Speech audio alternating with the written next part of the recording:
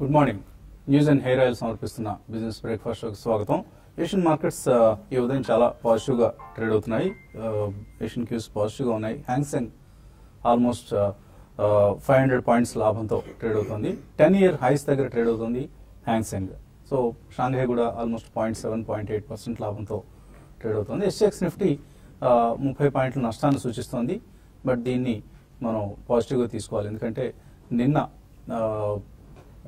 SX trade కాలేదు, అక్కడ Singapore stock exchange పనిచేయలేదు కాబట్టి. సో నిన్నటి మన నిఫ్టీ క్లోజింగ్ లెవెల్స్ని ఆధారంగా ఎస్ఎక్స్ నిఫ్టీ ఇప్పుడు ట్రేడ్ అవుతుంది. సో నిన్న మనం 95 పాయింట్ల నష్టంతో నిఫ్టీ 10,435 దగ్గర క్లోజ్ అయింది. ఫ్యూచర్స్ జనవరి ఫ్యూచర్స్ కూడా 10,490 దగ్గర క్లోజ్ అయ్యాయి.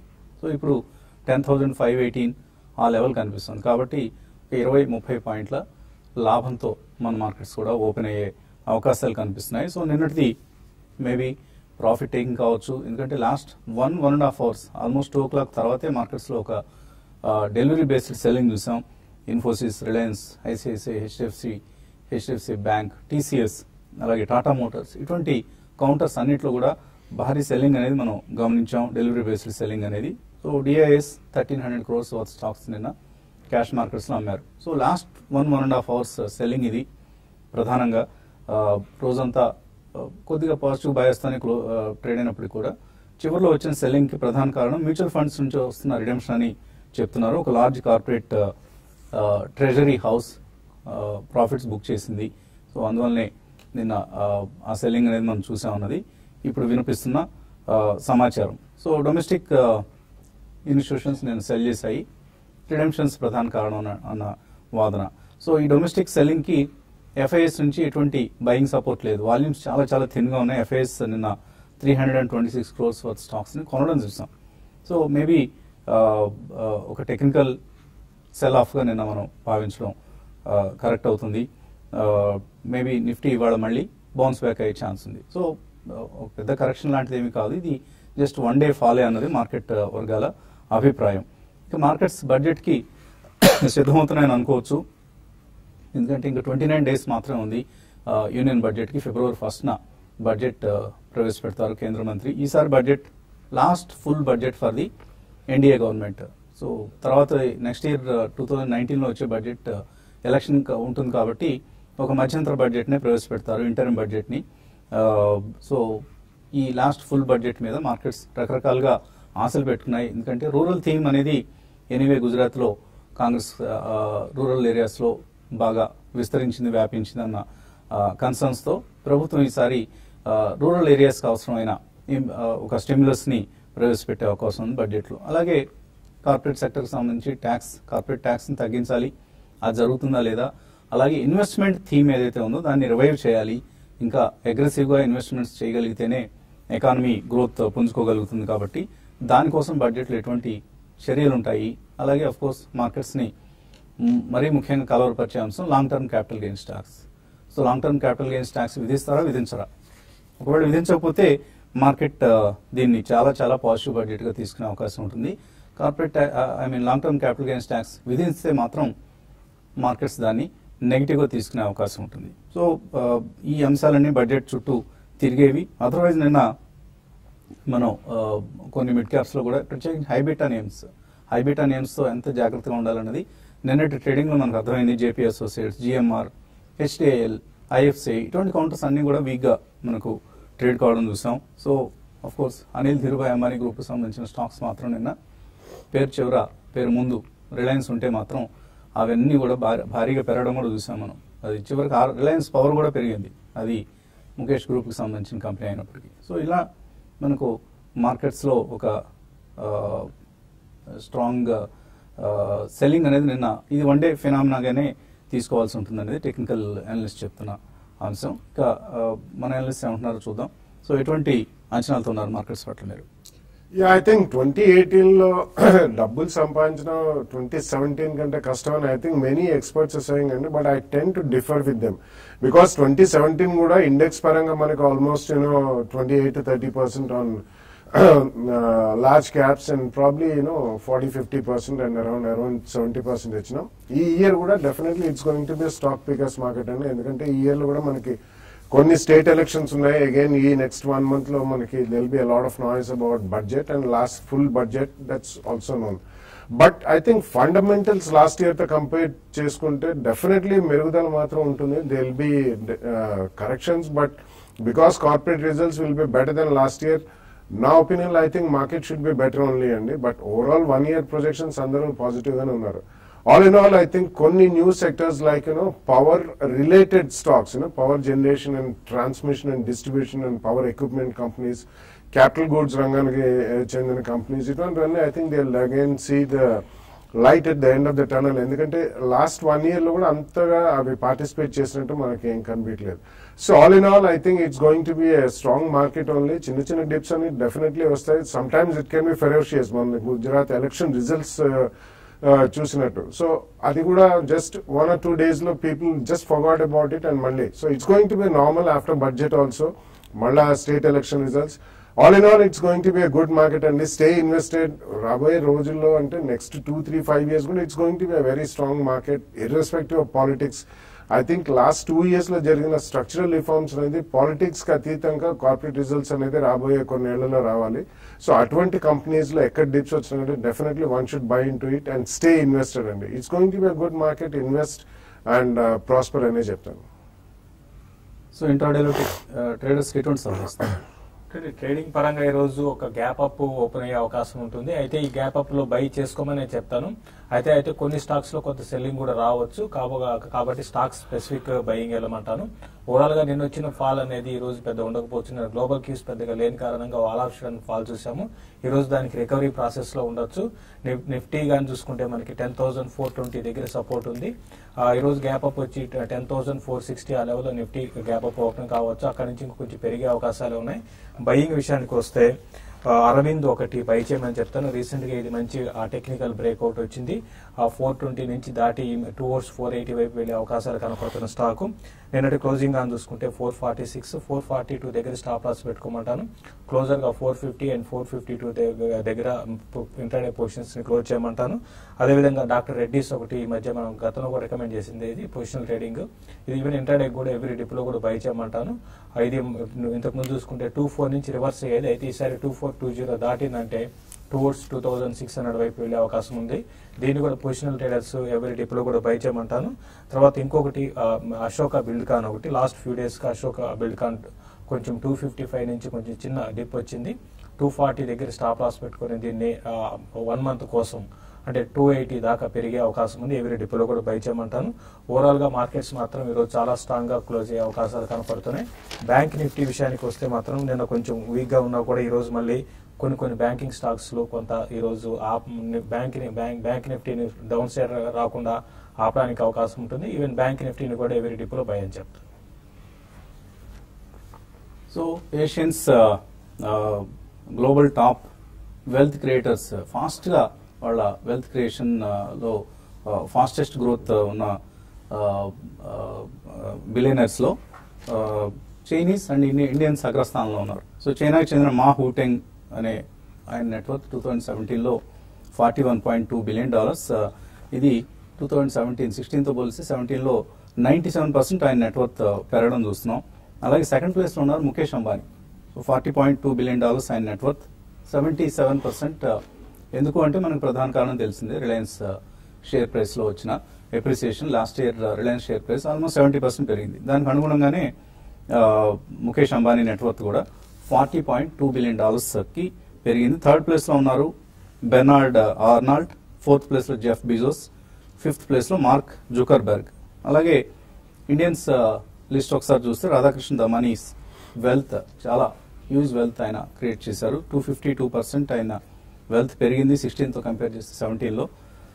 $6.7 billion రాధాకృష్ణ దమానీ అంటే మనందరికీ తెలిసిందే అవెన్యూ సూపర్ మార్ట్స్ లేదా డిమార్ట్ ప్రమోటర్. సో తర్వాత స్థానంలో Gautam Adani group market cap కూడా బాగా పెరిగింది లాస్ట్ ఇయర్. తర్వాత కేపీ సింగ్, కళానిధి మారన్, సావిత్రి జిందాల్, ముఖేష్ అంబానీ, రాహుల్ బజాజ్, అజయ్ పెర్మల్, కుమార్ బిర్లా వీళ్ళందరి వెల్త్ కూడా last year anywhere between 70 to 250% పెరిగిన బిలియనర్స్ లిస్ట్ అన్నమాట ఇది. సో ఇండియన్స్ వెల్త్ క్రియేషన్ లో ముందంజలో ఉన్నారనేది మనకు ఈ లిస్టును బట్టి అర్థమవుతుంది, ప్రత్యేకించి ముఖేష్ అంబానీ.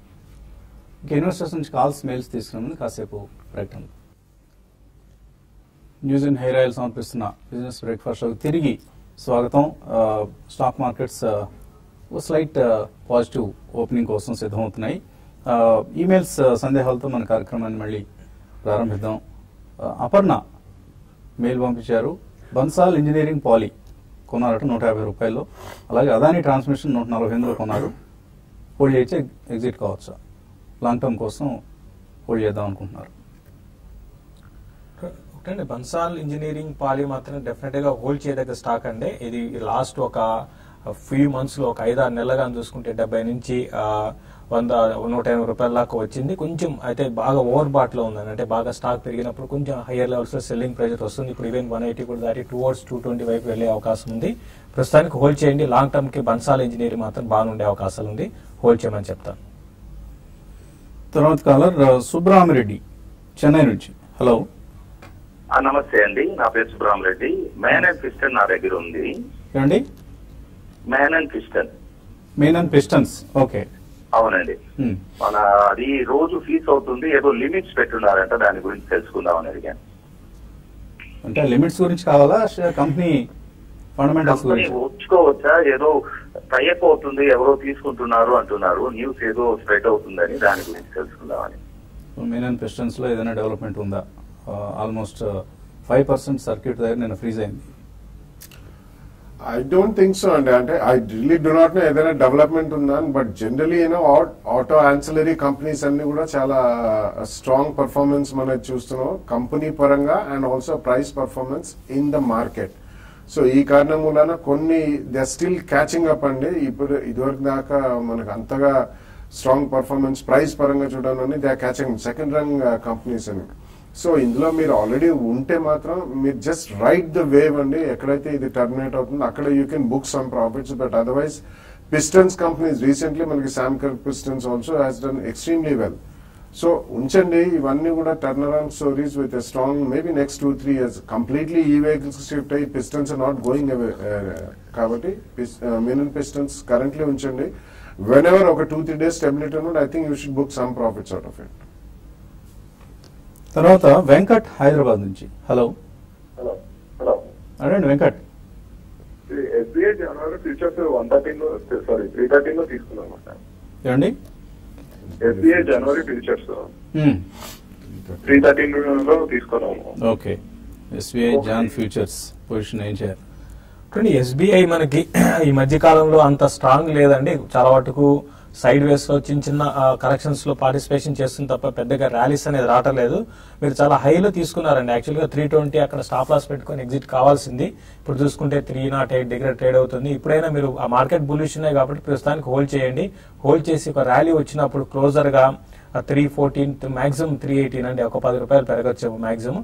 కాబట్టి అక్కడ ఎగ్జిట్ కమ్మంటాను. స్టాప్ లాస్ విషయానికి వస్తే అరౌండ్ 302 దగ్గర మీరు స్టాప్ లాస్ పెట్టుకుని స్లోగా ర్యాలీస్ లో ఎగ్జిట్ కమ్మని చెప్తాను. తర్వాత విజయవాడ నుంచి నళిని. హలో, హలో అడగండి నళిని. సార్, గుడ్ మార్నింగ్ అండి. Good morning. How are you sir? Happy new year to all sir. Thank you, wish you the same. Especially thankful to Seshi గారు. ఆయన చెప్పిన కాల్స్ అన్ని ఫుల్ గా అయిపోతున్నాయి. ఇట్ ఈస్ రాకింగ్ లైక్ ఆయన చెప్పిన దివాళీ ఫిక్స్ 5 స్టాక్స్ ఇచ్చారు. అన్ని కూడా సక్సెస్ టార్గెట్ రీచ్ అయ్యాయి. Good good. అది శేషు గొప్పతనం కాదు, మార్కెట్ గొప్పతనం. అది ఏం సార్? అది మా రికమెండేషన్స్ సక్సెస్ అయినా ఫెయిల్ అయినా కూడా మార్కెట్స్ కే ఇస్తాం క్రెడిట్ అంతా కూడా. అది మార్కెట్ ఎప్పుడు ఉండేది సార్. బట్ సజెషన్స్ కూడా మీలాంటి వాళ్ళు ఇస్తేనే కదా మేము తీసుకునేది. ఓన్ గా చేస్తే అంత రిజల్ట్స్ రావు కదా. Right right. ఏంటి ఇప్పుడు ఏమన్నా సందేహం ఉందా? యా షార్ట్ టర్మ్ కి ఒక 5 to 6 months హోల్డింగ్ లో ఏ స్టాక్స్ ప్రిఫర్ చేస్తారు? 5 to 6 months కోసం ఒక స్టాక్ చెప్తే కొనేస్తారా? ఏమి అండి, 5 నెలలు 6 నెలలకి మేము గ్యారంటీగా రిటర్న్ వస్తుంది అని చెప్పడం కష్టం. సో అది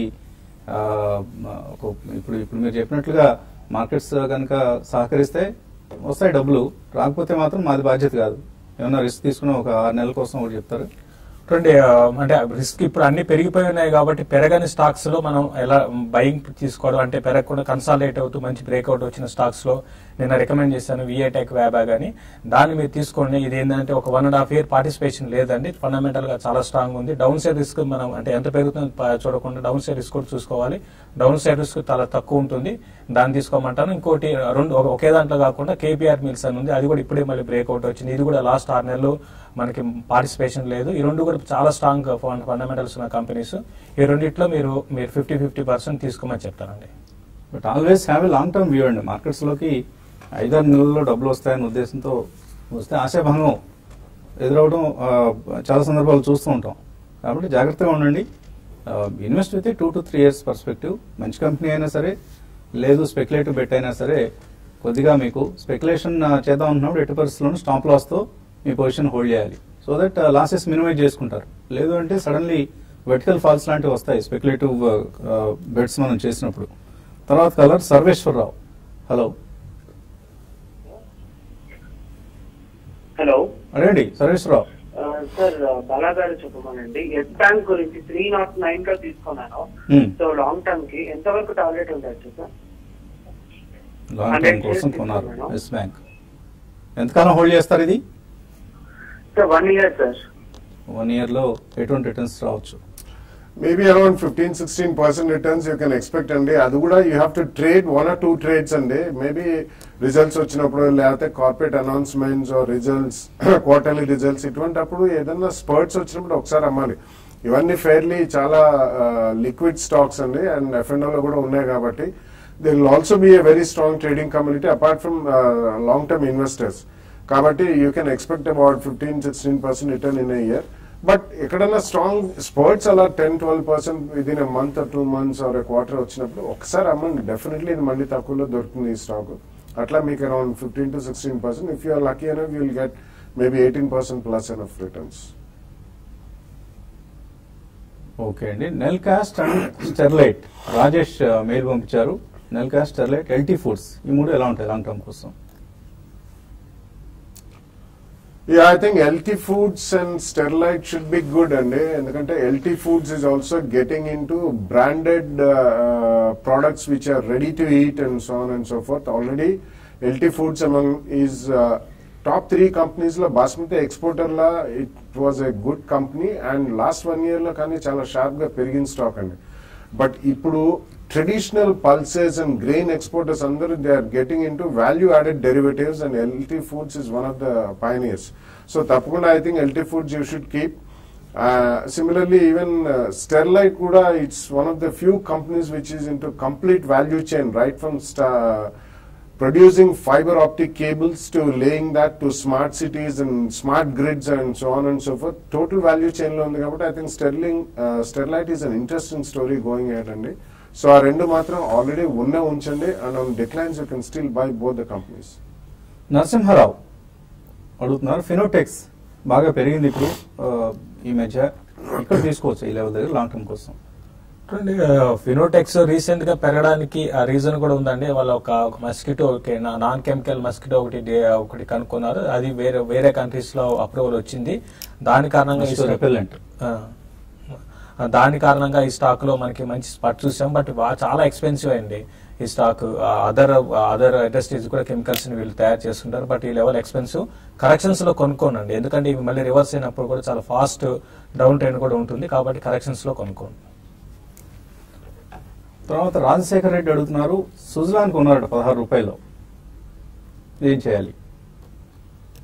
సో ఇవన్నీ హైబీటా నేమ్స్ అండి. ఏం చేసేది ఉంది, కొద్దిగా 2 రూపాయలు పెరిగినప్పుడు అమ్ముకోండి, తగ్గినప్పుడు ఎప్పుడైనా మళ్ళీ కొనుక్కోండి. ట్రేడబుల్ స్టాక్స్ ఇవి, అంతేగాని దాని గురించి మనం పెద్ద స్టోరీ చెప్పేందుకు ప్రస్తుతానికి ఏం లేదు. డెట్ బర్డెన్ తగ్గించుకున్న తర్వాతే వీటిలో మన ఫండమెంటల్స్ గురించి మాట్లాడుకోవాల్సి ఉంటుంది. శ్రీహరి కెమికల్స్ మురళి అడుగుతున్నారు, 1 year వ్యూతో కొనుక్కోవచ్చు, ఇది ఫండమెంటలీ మంచి కంపెనీ అయినా? ఫండమెంటలీ మంచి కంపెనీ, కానీ ఇందులో అసలు లిక్విడిటీ అనేది చాలా తక్కువ ఉంటుందండి. ఇవి కూడా మనకి డైస్టఫ్స్, పిగ్మెంట్స్, కలరెంట్స్ ఈ కోవకి చెందిన కంపెనీ. ఈ సెగ్మెంట్ లో ఉన్న కంపెనీస్ అన్ని లాస్ట్ అబౌట్ 6 months క్రితం ఒక 1 year చాలా ఎక్సెప్షనల్లీ స్ట్రాంగ్ పర్ఫార్మెన్స్ చూసాం మనం. అది అక్షర్ కెమికల్స్ కావచ్చు, బోడల్ కావచ్చు, కిరీ డైస్టప్, ఇటువంటి అన్ని కూడా same similar type of story అనేది. కానీ లిక్విడిటీ ఇందులో చాలా తక్కువ ఉంటుంది. It's small equity company and extremely లో లిక్విడిటీ. కాబట్టి మీరు జాగ్రత్తగా ఉండాలి. ఎందుకంటే సెక్టర్ కూడా కొద్దిగా హీటప్ అయ్యి కూల్ డౌన్ అయింది. కాబట్టి ఏదైనా చిన్న తేడా జరిగినా కానీ క్వార్టర్లీ రిజల్ట్స్ లో ఇటువంటి చాలా నిస్తేజంగా ఉంటాయి. And in fact they can come down. Otherwise it's a good company. నష్టాలు పోస్ట్ చేస్తూ వస్తుంది. లాస్ట్ 2 quarters నష్టాలే. సో ఆ కారణం వలన I think you have to be extremely careful in such companies అండి. ఎక్కడన్నా చిన్న టర్న్ ఓవర్ అయినా మళ్ళీ షార్ప్ గా పెరుగుతాయి. So I think you should go with companies which have already establish like మెగమనీ ఆర్గానిక్స్ కానివ్వండి, I mean, Bodal, ఇవన్నీ కూడా they have started performing very well with expansion. I think choose one of such companies. Okay అండి, ఇక సమయం మించిపోయింది. మళ్ళీ YouTube ప్రసారాల్లో కలుసుకుందాం కాసేపట్లో. Keep watching TV5.